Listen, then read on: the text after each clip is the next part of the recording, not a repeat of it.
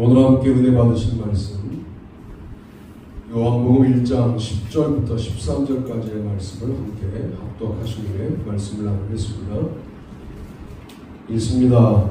그가 세상에 계셨으며 세상은 그로 말미암아 지음받아 되었으며 세상이 그를 알지 못하였고 자기 땅에 오매 자기 백성이 영접하지 아니하였으나 영접하는 자 곧 그 이름을 믿는 자들에게는 하나님의 자녀가 되는 권세를 주셨으니 이는 혈통으로나 육정으로나 사람의 뜻으로 나지 아니하고 오직 하나님께로부터 난 자들이니라. 아멘. 우리가 세상에서 당당할 수 있는 이유가 뭐냐? 고난 중에도 당당할 수 있는 이유, 우리 자신이 경험한 고난이 예수님의 고난과 같다. 누군가 걸어간 길을 걸어갈 때는 물론 힘들죠. 그러나 누군가 걸어가서 이 고난을 통과하여 영광으로 갔다, 우리가 그 길을 걷고 있다, 그러면 견딜만 합니다. 길을 가다가 자동차가 막히면 월요일에서 그래 이렇게 하세요. 화요일은 화요일이어서 그래 이렇게 해요. 왜 그럴까요? 이 막히는 현실을 설명하는 거예요. 설명이 되면 참을만 해요. 그런데 지금 요한 교회는 커다란 유대교 회당으로부터 쫓겨났습니다. 축출당했습니다.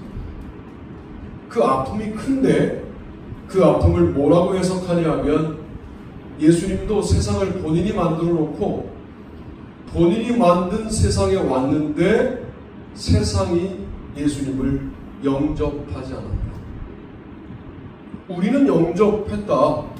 그래서 세상으로부터 예수님과 똑같은 대접을 받고 있는 중이다 라고 본인들의 고난을 해석했습니다. 어떻게 보면 정신승리? 신앙은 그런 거죠.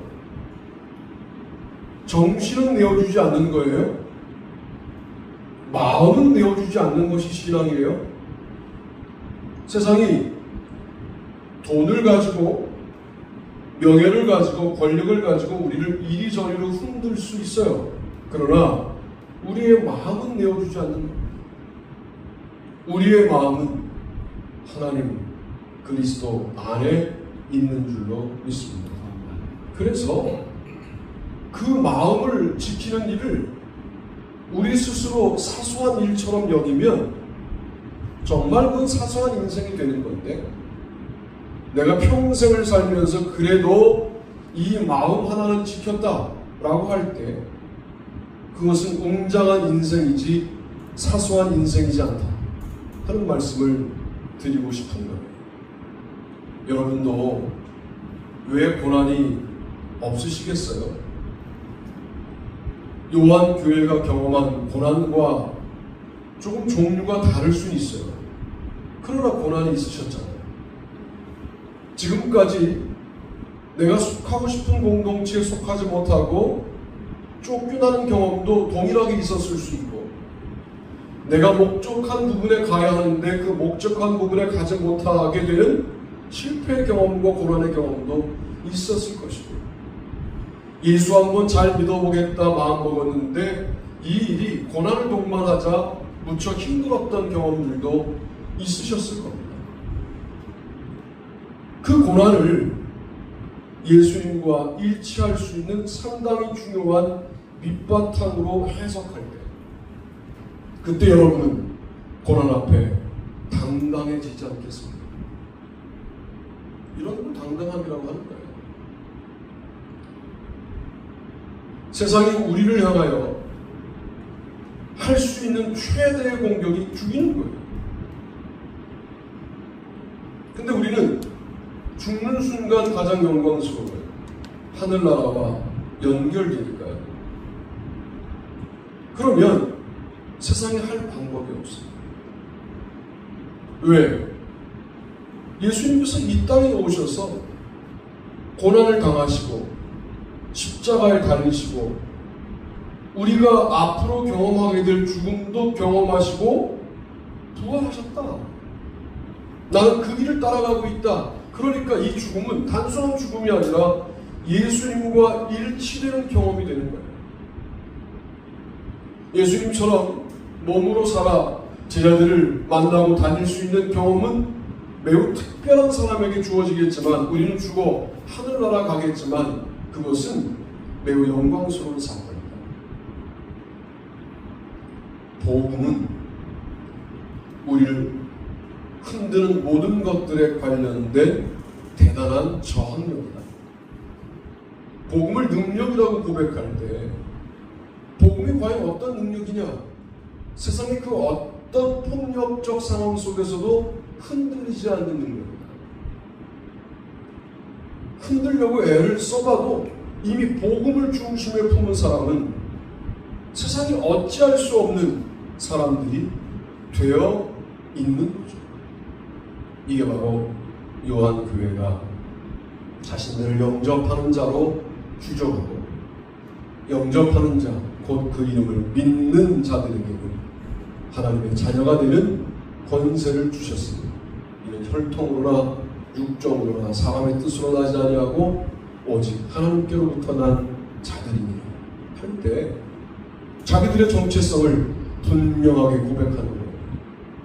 어떤 고난 앞에, 회당으로부터 쫓겨나는 고난 앞에 이 정체성은 더욱더 분명해지는 겁니다. 세상이 약하다고요? 세상이 점점 더 예수 믿기 힘들게 만든다고요? 사실은 제대로 믿는 사람들이 더욱더 드러나는 세상이 된 것이 아닌가. 이제 신앙인들 중에도 가짜와 진짜를 구분하게 되는 세상이 된 것이 아닌가. 세상이 도리어 고마워야 돼요. 여러분들은 진짜시니까요. 하나님의 자녀시니까요. 어떤 고난으로 흔들어도 흔들리지 않는 거예요. 그런데 이것은 개인적인 강건함과 굳건함이 아니라 계속 우리의 문제, 공동체의 문제, 교회가 그렇게 세워져야 한다는 것을 강조하는 거죠. 이것이 원리인데 고난이 오면 만만치 않죠? 그리고 금방 어디랑 비교하냐면 하나님과의 관계에서 우리가 이 고난의 상황들을 묵상해야 되는데 자꾸만 사람들을 보면서 저 사람들은 막 사는데 왜 저보다 잘 삽니까? 이렇게 가요. 그래서 고난의 상황을 그런 식으로 회피하시면, 그런 식으로 왜곡시키시면 점점 더 신앙생활이 어려워져요. 맞닥뜨리셔야 돼요. 마주대하셔야 돼요. 하셔서 예수님도 고난당하신 고난에 내가 지금 처해 있다라고 해석되는 순간 이상하게 힘이 생겨요. 이상하게 능력이 생겨요.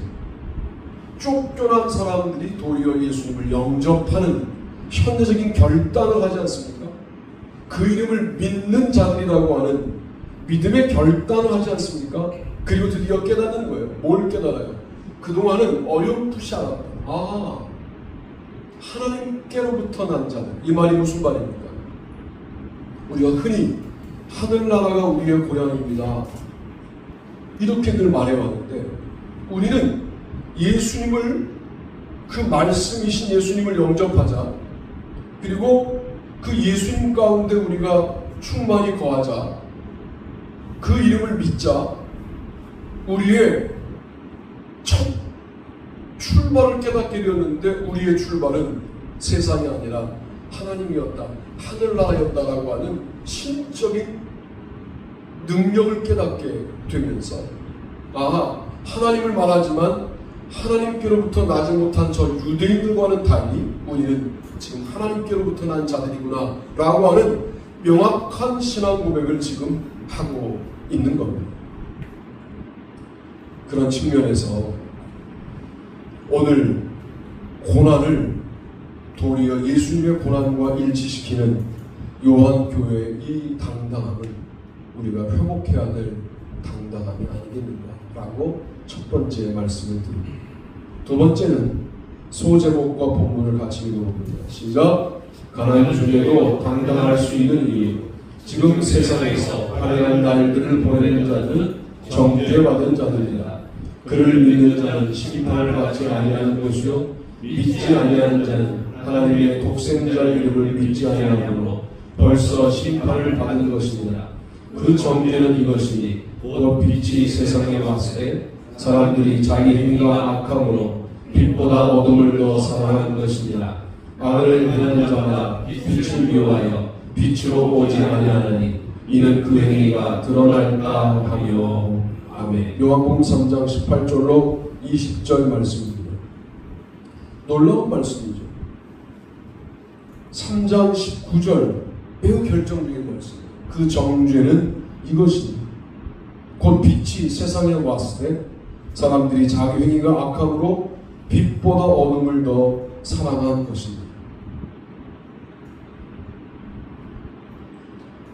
어둠 가운데 부자로 사는 거 이제 여러분의 입술에서는 부러워하는 말 하지 마세요.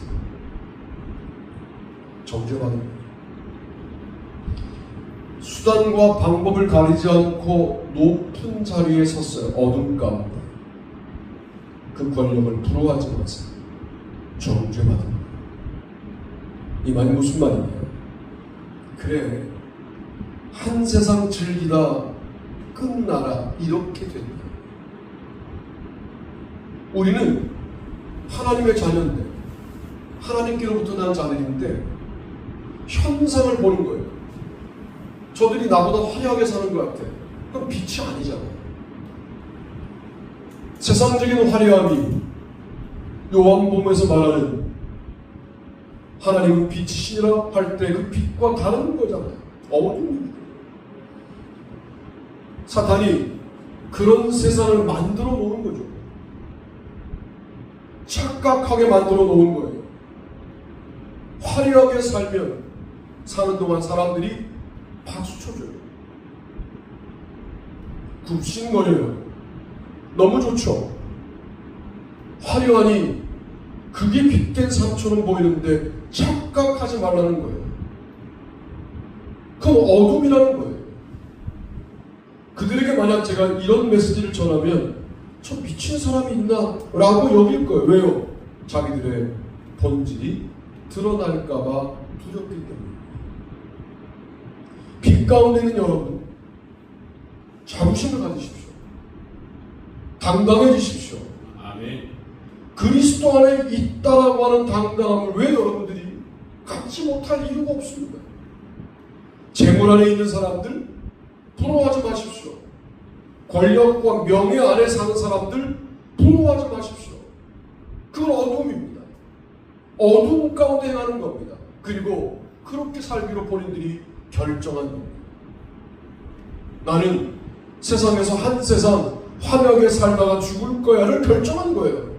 그들도 자기를 믿으면서 자기의 믿음의 결단을 내리는 게 그 결론이에요. 그래서 어둠 가운데 살지만 화려해 보이는 인생을 선택한 거예요.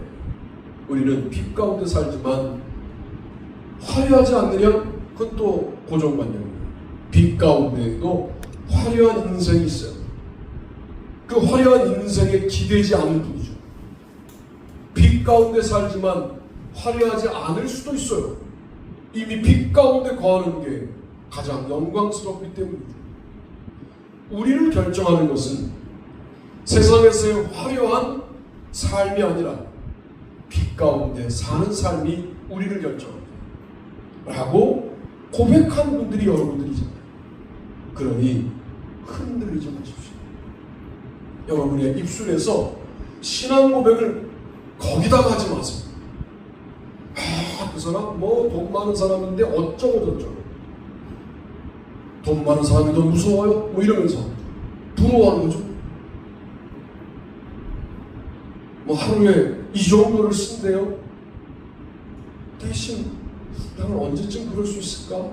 늘 가격표를 보고 더 싼 것을 찾는 내가 그 순간 그걸 기준으로 보니까 귀찮아지는 거예요. 아닙니다. 그들은 정죄받은 인생이다. 이렇게 요한복음 3장 19절에 말합니다. 여러분이 그걸 목적으로 인생을 살고 있습니까? 바꾸세요. 빛을 향하여 나아가시기를 바랍니다. 아멘. 하나님이 그들을 심판했다고요? 아니요. 그들이 자신이 자신의 심판자가 됐어요. 왜? 그렇게 살기로 본인이 결정했잖아요. 그걸 뭘 부러워할 게 뭐 있어요? 우리의 심판자는 의로우셔서 하늘에 계시고 또 우리를 늘 편들어 주시는 하나님 아버지가 계시고 예수 그리스도가 계시고 또 마음이 좀 퍽퍽해지면 늘 함께 하시는 성령 하나님도 계신데 그들과 비교할 바가 아니지 않습니까? 이렇게 말씀드릴게요. 우리에게 있는 분들이 훨씬 더 귀합니다. 그러므로 정죄받은 인생들을 부러워하고 그를 따라가는 것을 당연하게 여기는 삶을 회개하고 이제는 그들은 정죄받은 인생이라고 하는 명확한 신앙 고백을 가지고 빛 가운데 걸어가나 그리 화려하지 않아도 이 길을 끝까지 걸어가는 저와 여러분이 되기를 축복합니다. 아멘. 정죄가 그 행위가 드러날까 함이라 혹시 우리에게도 그 행위가 드러날까 걱정되는 일들이 있다면 그게 우리 안에 들어온 어둠이다 라고 여기고 주님 앞에 나아가셔서 주님, 제가 주님의 얼굴을 똑바로 쳐다볼 수가 없습니다. 제 행위가 이 부분에 드러날까 그런 걱정이 됩니다 하고 기도하십시오. 그러면 빛이신 그분께서 요한 1서에 따르면 사랑이신 그분께서 우리의 정직한 고백을 듣고 어둠을 물리치셔서 여전히 우리의 영역은 빛 가운데 있게 되는 역사가 있을 줄로 믿습니다. 신앙생활은 그러니까 영역을 결정하는 거예요. 너 빛 가운데 살래? 어둠 가운데 살래를 결정하는 거예요. 물론 우리의 결정이 결정적이냐? 그렇지 않습니다. 하나님이 그 결정을 최종 승인하세요. 그래서 하나님의 자녀로 삼아주셔서 영역이 빛으로 바뀌면 빛으로 바뀐 사람들의 당당함은 뭐냐면 세상 전부를 준다고 해도 흔들리지 않는 더 귀한 복을 이미 누리고 있다고 믿는 겁니다.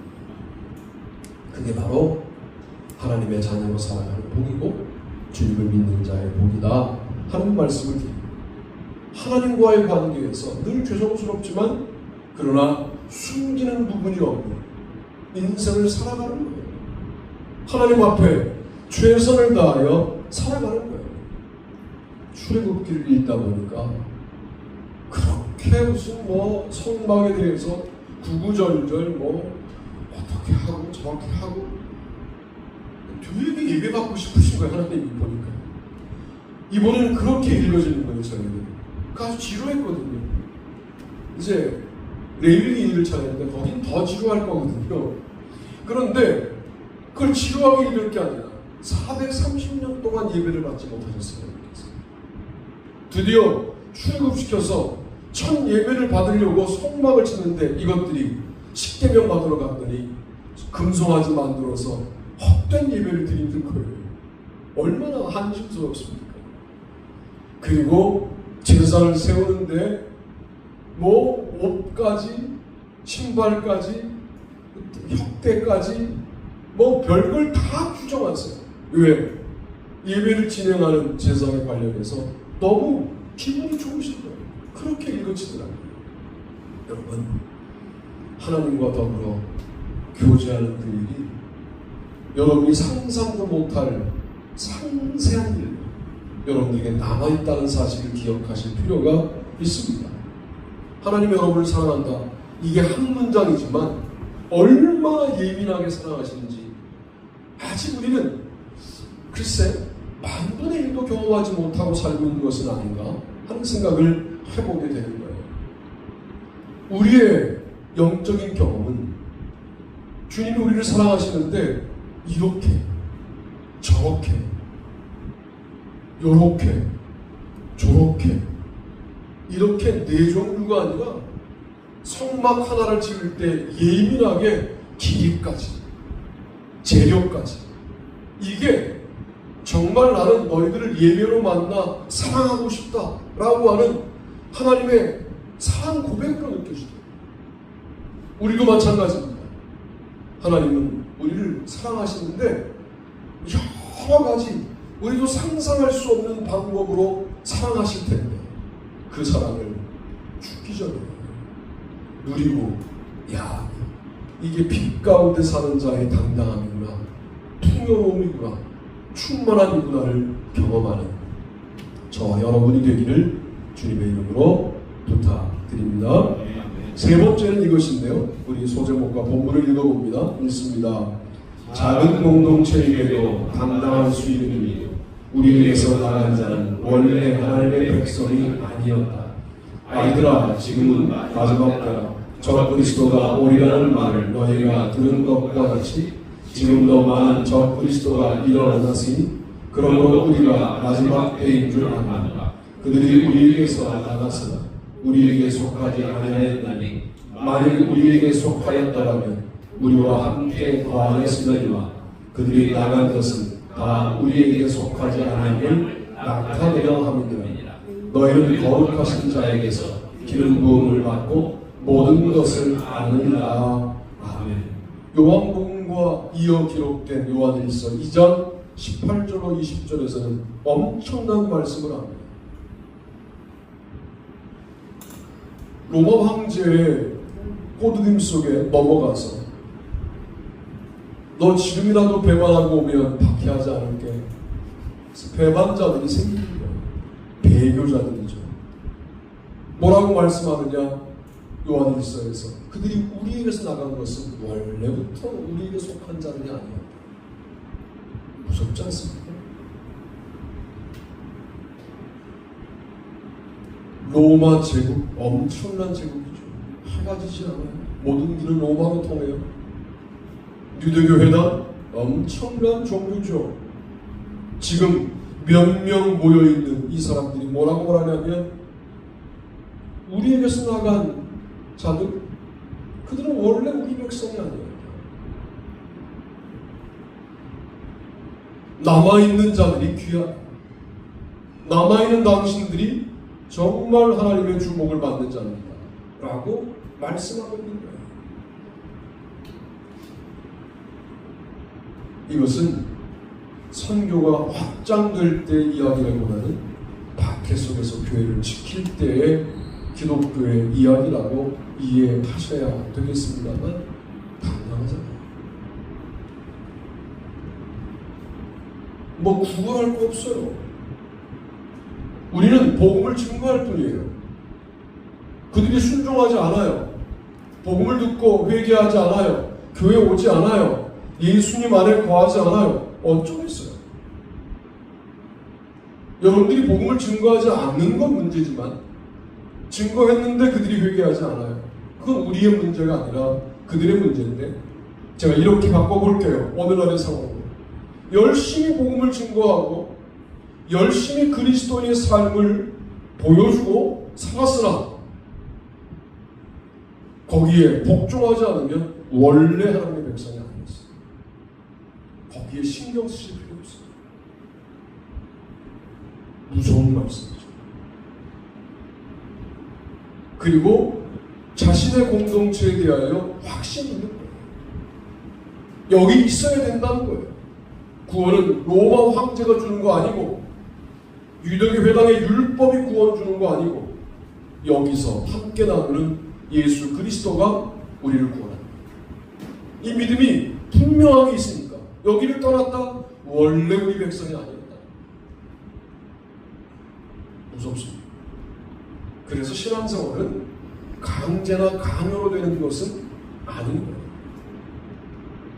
인격적인 결단으로 이 자리에 오셔야 돼요. 누구의 강요를 받고 이 자리에 오시면 그렇게라도 와서 은혜를 받아야지. 그게 우리의 모습이거든요. 우리 그렇게 신앙생활 했잖아요. 지금 뭐가 남아있죠?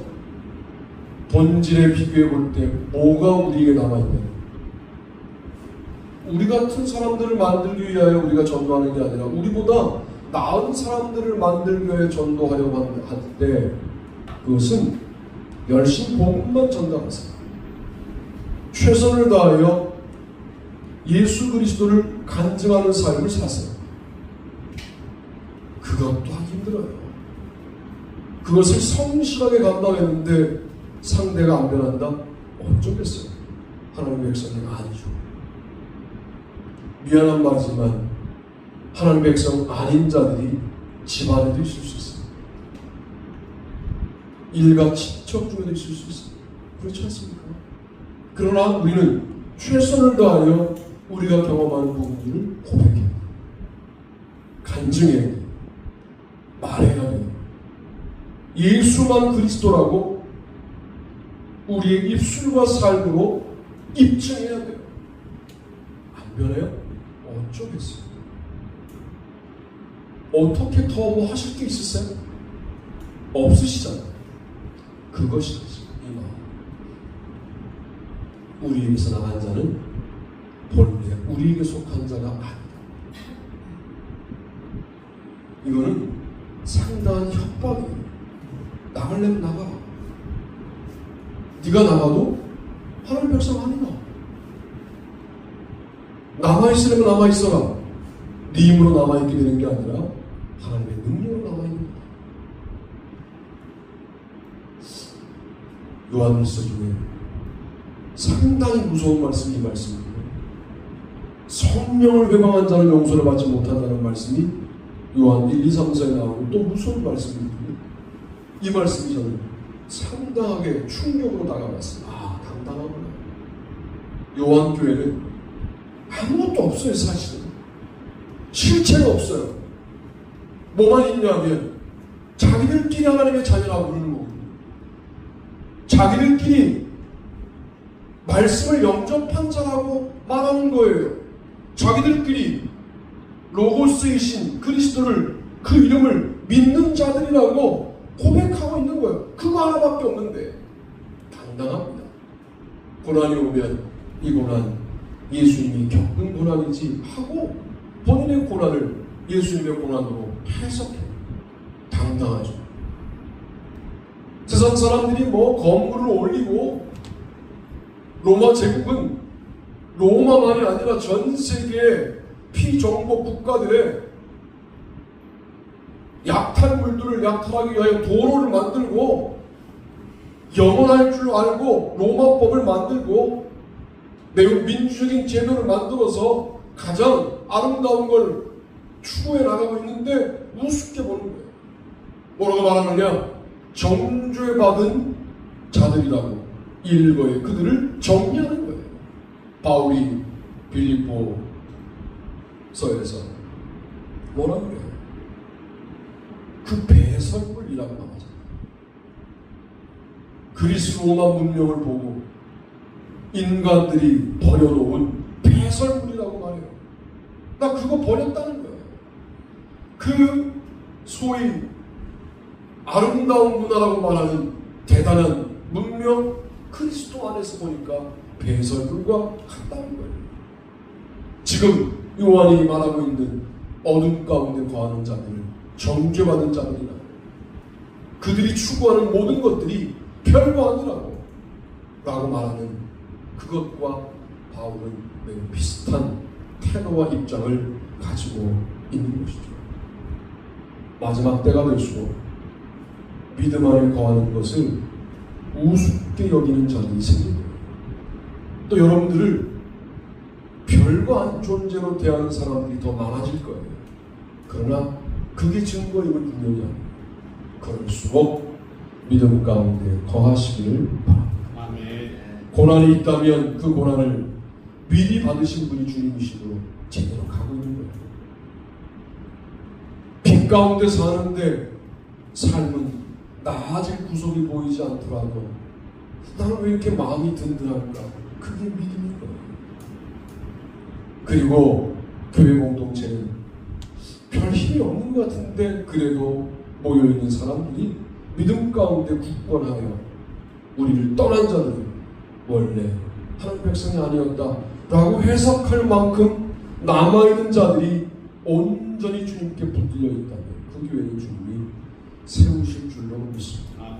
그런 믿음으로 전진하는 저와 여러분이 되기를 주님의 이름으로 축복합니다.